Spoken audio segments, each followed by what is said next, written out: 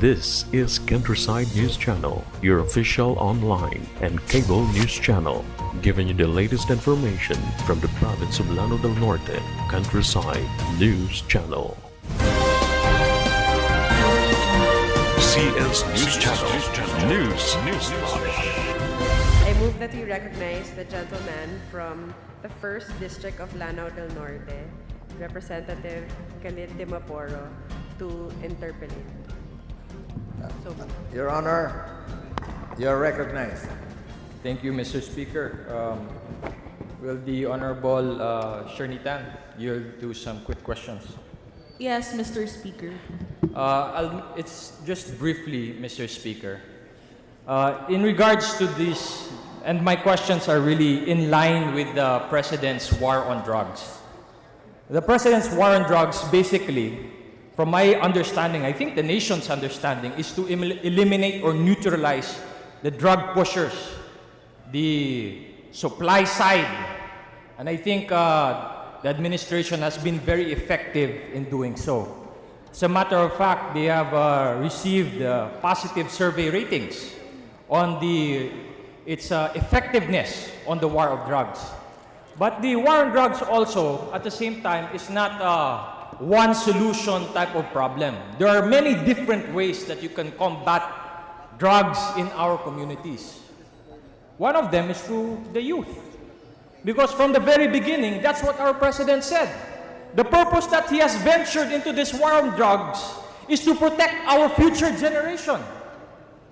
So I would like to know, Mr. Speaker, from the honorable sponsor, to show to the nation whether or not the National Youth Commission is a useful or a useless organization. Anong contribution ninyo in the President's war on drugs? What is the strongest program that you can put on the table and say to the nation that yes, the NYC is in hand combating drugs in our communities in line with the agenda of the Duterte administration? So that's my only question, Mr. Speaker.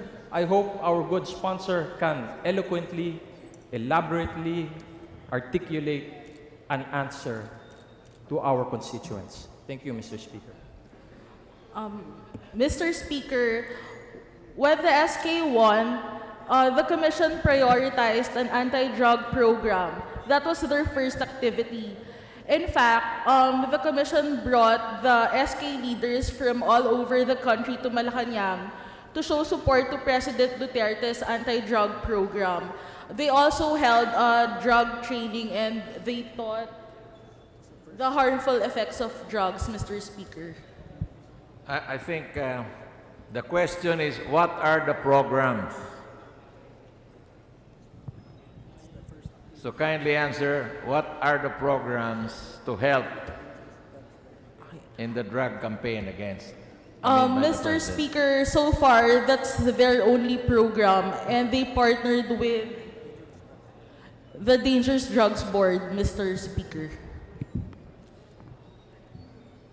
Well, Mr. Speaker, I'll accept any report that the honorable sponsor has to submit.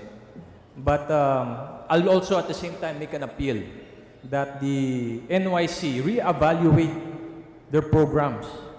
From being one of the youngest governors that served in our country, I see the importance of the youth in our nation's development. Sana lang you will reorientate your programs and really synchronize yourselves with the administration's agenda in eradicating the drug menace in our society. Thank you, Mr. Speaker.